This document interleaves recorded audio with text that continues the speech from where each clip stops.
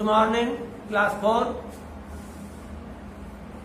आज हम लोग व्याकरण पढ़ेंगे और पढ़ करके ढा देंगे। हाँ, मतलब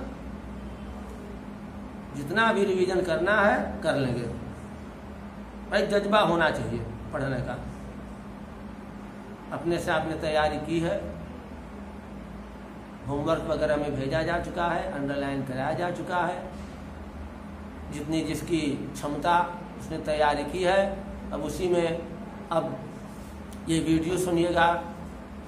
2 राउंड 3 राउंड जो पढ़े हैं बड़े अच्छे से दिमाग में सेट हो जाएगा।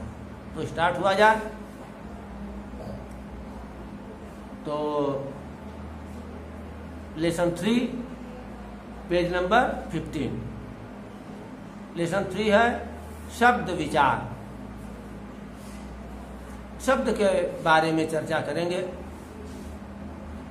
यानी उत्पत्ति, बनावट, प्रयोग, ये सब। पहले चर्चा हम करेंगे कि शब्द किसे कहते हैं। तो वर्णों के सार्थक मेल को शब्द कहते हैं। क्या मैंने कहा? वर्णों के सार्थक मेल को, मतलब वर्णों का ऐसा मेल, वर्णों का ऐसा मिलान जिनका कोई अर्थ निकले, तो ऐसे मिलान को, ऐसे मेल को हम कहते हैं शब्द। वर्णों को हमने मिला दिया, अगर उनका कोई अर्थ नहीं निकल रहा है तो उनको हम शब्द की श्रेणी में नहीं रखेंगे। अब देखिए बुक में परिभाषा क्या दिया है। एक से अधिक वर्णों के मेल से बने सार्थक समूह को, सार्थक दिया ना, सार्थक अर्थ निकलना चाहिए, शब्द कहते हैं। या ये भी लिख सकते हैं कि वर्णों के सार्थक समूह को शब्द कहते हैं। क्लियर हो गई बात। अब आइए शब्द के प्रकार।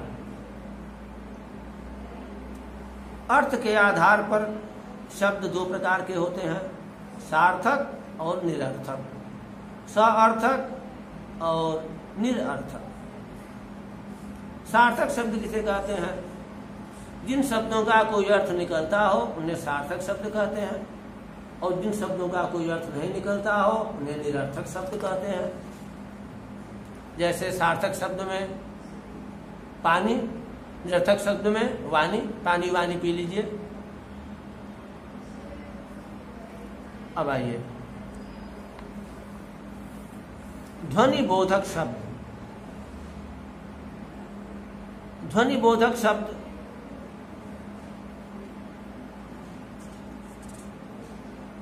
दे रहे हैं कि व्याकरण में सजीव और निर्जीव वस्तुओं से निकलने वाली आवाजें ही ध्वनि बोधक शब्द हैं। अब इसमें 2 प्रकार के दे रहे हैं, इधर सजीवों की बोलियां और इधर निर्जीवों की ध्वनियां। बिल्ली कैसे बोलती? म्याऊ म्याऊ। घड़ी कैसे बोलती? टिक टिक। बस। तो इसमें इस चैप्टर में मैंने आपका रहा कि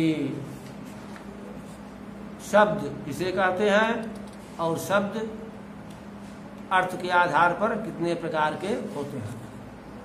बहुत ही सरल और छोटा चैप्टर है, तैयार हो गया होगा। अब इसके बाद हम बढ़ते हैं नेक्स्ट चैप्टर पर। नेक्स्ट चैप्टर आपका देखें क्या पढ़ रहा है। पढ़ गया लेसन 9। बीच में सब शब्द भंडार है। इसमें से कि सिलेबस में आपको जा चुका है। 50% 6 मंथली के लिए आपको प्रत्येक में से तैयार करना है, आधी विषय वस्तु। नेक्स्ट चैप्टर है संज्ञा। Lesson 9 page number 32। संज्ञा किसे कहते हैं? नाम को ही संज्ञा कहते हैं, यानी किसी भी नाम को संज्ञा कहते हैं। चाहे वह किसी व्यक्ति का नाम हो, वस्तु का नाम हो, स्थान का नाम हो या भाव का नाम हो, उसे हम संज्ञा कहते हैं। नेक्स्ट पेज संज्ञा के भेद। संज्ञा के तीन भेद होते हैं, तीन भेद हैं, व्यक्तिवाचक संज्ञा, जातिवाचक संज्ञा, भाववाचक संज्ञा। मैं आपको लर्न कराता हूँ संज्ञा तीन प्रकार की, व्यक्ति, जाति, भाव, क्योंकि वाचक संज्ञा वाचक संज्ञा सब में है।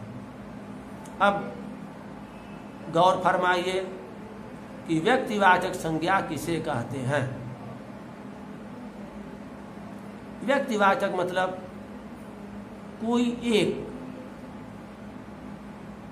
चाहे वह किसी व्यक्ति का नाम हो, मनुष्य का नाम हो भाई, प्राणी का नाम हो, किसी स्थान का भी नाम हो, किसी वस्तु का नाम हो, एक होना चाहिए। नाम अगर ले लिया गया तो वह व्यक्तिवाचक संज्ञा है, स्पेशल। परिभाषा देखिए, किसी विशेष व्यक्ति, यानी प्राणी दे दिया है, लिविंग थिंग्स, स्थान, विशेष ये भी है, विशेष का ही तो नाम लेते हैं, या भाव के नाम को व्यक्तिवाचक संज्ञा कहते हैं। भाव भी ले लें, चलिए ले लेते हैं, लेकिन ये भाव नहीं भाई, ये भाव से मैं सहमत नहीं हूं। और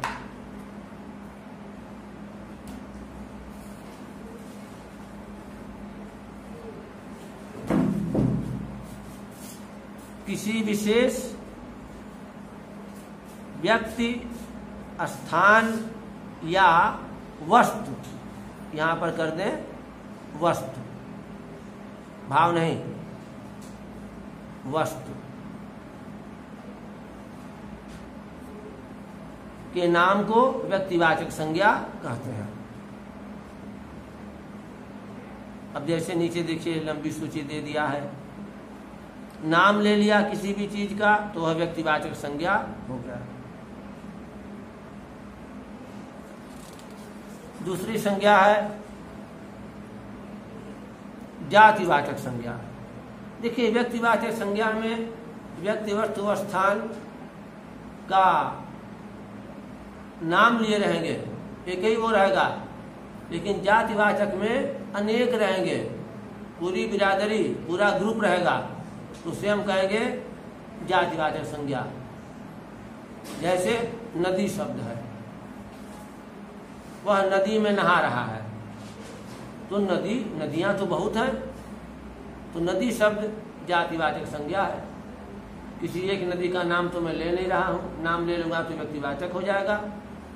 तो जातिवाचक की परिभाषा कर रहे हैं कि जिन संज्ञा शब्दों से किसी व्यक्ति, वस्तु या स्थान की पूरी जाति का बोध होता है, जाति का बोध होता है। जैसे पूरी मनुष्य जाति का बोध, पशु जाति का बोध, पक्षी जाति का बोध, ठीक है, ये है, उन्हें जातिवाचक संज्ञा कहते हैं। जैसे देखिए दे दिया, अब माता पिता, माता का, किसी माता का नाम तो लिया नहीं, यानी हमें माता का आदर करना चाहिए, तो यह जातिवाचक संज्ञा है भाई, माता। ये हुआ ना, मतलब कि जितनी भी माताएं हैं सबके द्वारा उन माताओं का आदर होना चाहिए, जो भी उनके बाल बच्चे लोग हैं, आदि आदि। मेरा विद्यालय बहुत अच्छा है,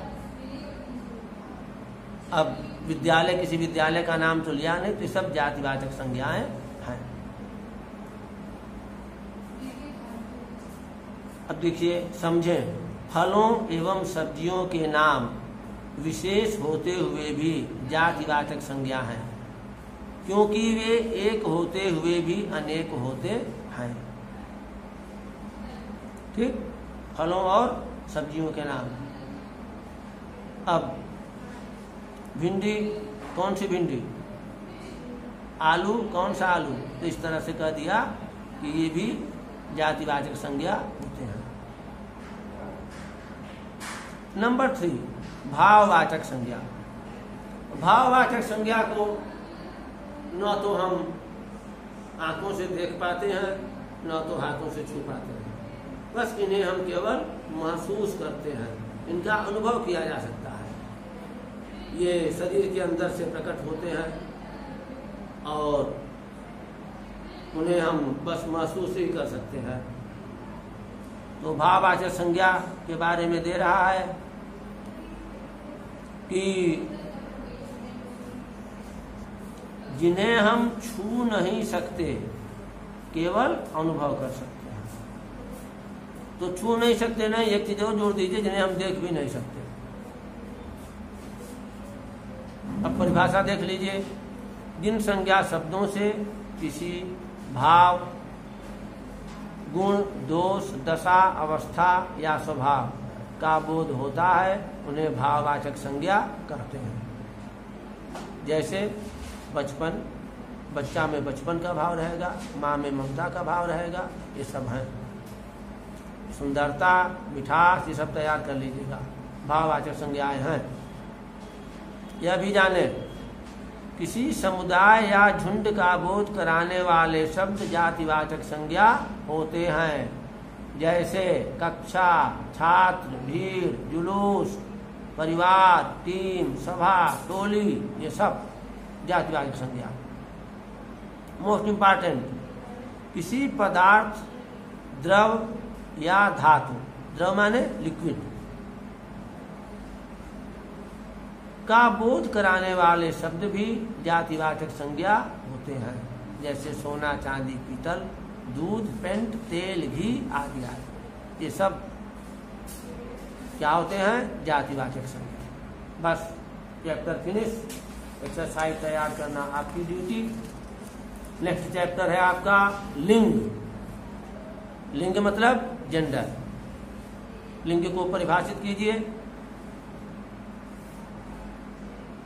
पुरुष या स्त्री जाति का ज्ञान कराने वाले शब्दों को लिंग कहते हैं। जैसे हाथी, हथिनी, ठीक है।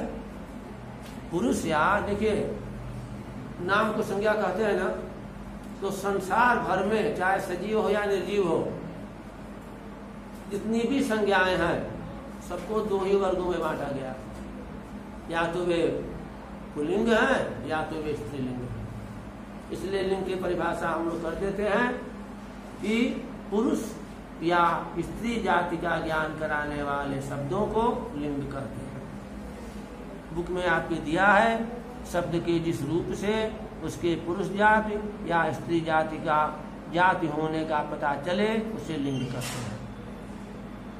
ये भी सही है, वो भी सही है। लिंग के भेद, लिंग के दो भेद होते हैं, पुल्लिंग और स्त्रीलिंग। पुल्लिंग किसे कहते हैं? पुरुष जाति का ज्ञान कराने वाले शब्दों को पुल्लिंग कहते हैं, जैसे लड़का। स्त्रीलिंग किसे कहते हैं? स्त्री जाति का ज्ञान कराने वाले शब्दों को स्त्रीलिंग कहते हैं, जैसे लड़की। बुक में भी परिभाषा दिए हैं, जो आपको इजी लगे उसको ग्रस्त करिएगा। अब देखिए, ये कुछ बॉक्स में लिस्ट दिए हैं, पुल्लिंग और स्त्रीलिंग। इनको आप तैयार करेंगे और बाकी ये सजीवों में यानी लिविंग थिंग्स में तो लिंग का निर्णय करना बहुत आसान होता है, लेकिन नॉन लिविंग में कठिन होता है। तो उसके लिए कई नियम कानून बनाए गए हैं। तो नियम कानून सब है बेटा आपके ज्ञान पर निर्भर करेगा, और नियम वगैरह याद भी नहीं रह पाते हैं। याद क्या आपको रहेगा? ये जो शब्द हैं इनको अगर आप तैयार कर ले रहे हैं तो एक आइडिया हो जाएगी। अब देखिए, लिंग की पहचान, अगर पुल्लिंग है तो लास्ट में आ रहेगा, स्त्रीलिंग है तो लास्ट में ई रहेगा। अगर हम वाक्य प्रयोग करेंगे तो जैसे पत्थर, पत्थर बहुत बड़ा है, देखिए बड़ा है, बड़ा, ठीक। और अगर यहाँ पर कटोरी दे दें तो कटोरी बहुत बड़ा है नहीं, बड़ी, मैंने कहा ना कि ई की मात्रा लास्ट में स्त्रीलिंग में, और पुल्लिंग में आ की मात्रा। इससे भी आप कुछ पहचान करेंगे। चैप्टर आपका इधर तो फिनिश। अब नेक्स्ट पेज पर देखिए,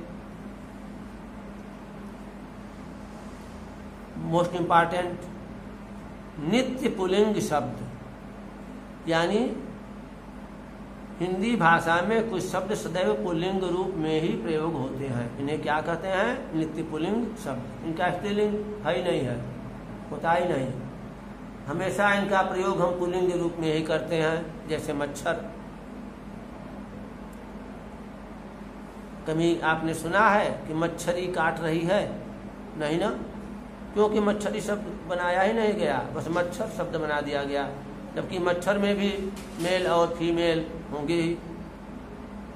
तो अगर नित्य पुल्लिंग शब्द है और दे दिया गया कि आप इसका लिंग परिवर्तित करके लिखिए, तो स्त्रीलिंग बनाने के लिए नित्य पुल्लिंग का क्या करते हैं कि मादा शब्द इसके आगे रख के लिख देते हैं। जैसे मादा मच्छर, मादा उल्लू, मादा खरगोश, इस तरह से मादा भालू।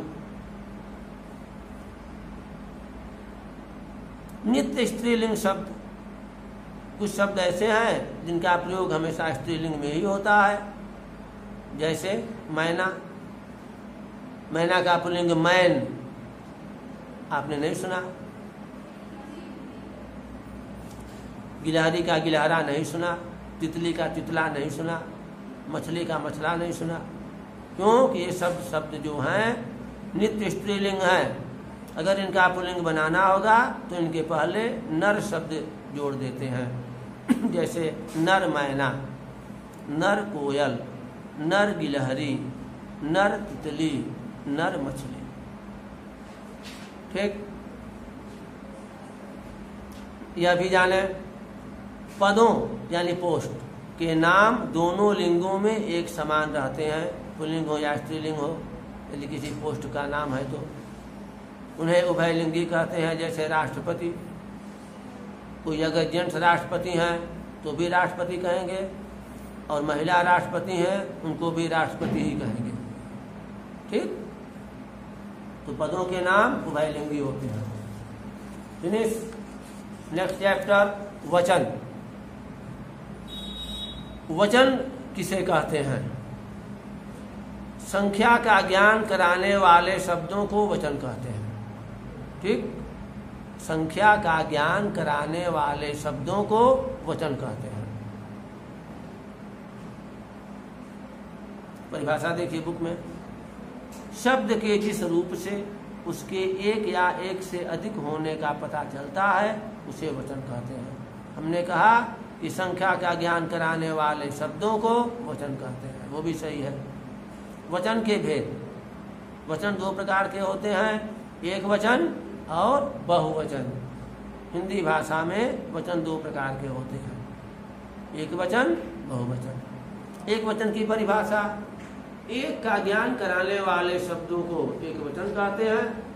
बहुवचन की परिभाषा, एक से अधिक का ज्ञान कराने वाले शब्दों को बहुवचन कहते हैं। जैसे लड़का जा रहा है, और जहां एक से दो हो गया तो हम कहेंगे कि लड़के जा रहे हैं, बहुवचन हो गया। टर्नओवर पेज, वचन संबंधी विशेष बातें। नंबर 1, आदर और सम्मान देने के लिए बहुवचन की क्रिया यूज करते हैं। ठीक है, जैसे दादाजी आ रहे हैं। देखिए, लड़का जा रहा है, लड़के जा रहे हैं, बहुवचन है। लेकिन यहाँ पर क्या है कि दादाजी हैं तो एक, तो ये नहीं लिख सकते कि आ रहा है, ये कहेंगे तो मार खा जाएंगे। क्योंकि दादाजी बड़े हैं, उनको सम्मान देना, आदर देना हमारा कर्तव्य है। इसलिए हम क्रिया को बहुवचन कर देते हैं। दादाजी आ रहे हैं, पापा आ गए, पापा आ गया नहीं बोलते हैं आप। तो सब्जेक्ट तो एक वचन ही रहेगा, लेकिन क्रिया जो लगाएंगे वह बहुवचन की लगा देंगे। क्यों? किसी को आदर या सम्मान देने के लिए। नंबर 2, कुछ संज्ञा शब्दों का प्रयोग सदैव एक वचन में ही होता है। ये सब बड़ी इंपॉर्टेंट बातें हैं। जैसे आकाश, पानी। अब आप एक गिलास पानी पिया आपने, तो कहेंगे कि मैंने पानी पी लिया। अगर आप 4 गिलास पानी पीते हैं, क्या कहेंगे? 4 गिलास पानिया पिया?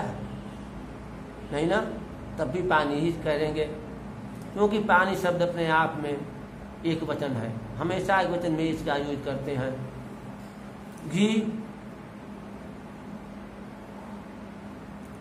1 किलो घी दीजिए, आप 5 किलो घियों दीजिए, घियों नहीं ना बोलते हैं।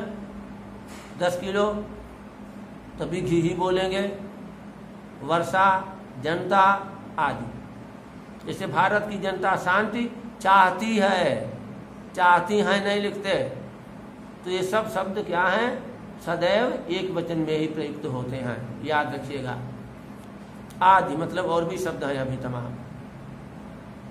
नंबर 3, कुछ संज्ञा शब्दों का प्रयोग सदैव बहुवचन में ही होता है।